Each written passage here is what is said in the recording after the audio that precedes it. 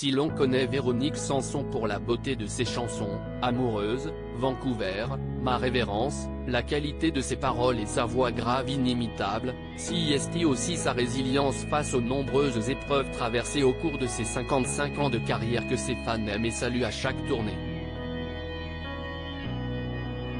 Touchée par plusieurs cancers, notamment, la septuagénaire n'a jamais perdu son goût de vivre, et cesse de relever de tout avec courage.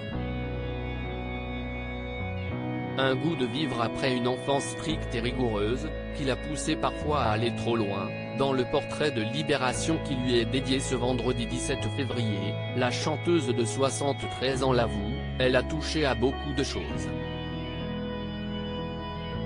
La drogue, notamment, même si selon elle, on a beaucoup exagéré à ce sujet, car la coke me fait mal au nez, le tabac, puisqu'elle fume un paquet de blondes par jour, ou bien l'alcool, qui est finalement devenu l'un de ses plus grands combats. Car même si sa dépendance n'a pris un tour critique que sur le tard, vers la fin des années 90, selon ses confidences, elle a mis un frein à sa carrière et l'a obligée à mener un véritable combat, notamment en se rendant aux Alcooliques Anonymes au début des années 2000.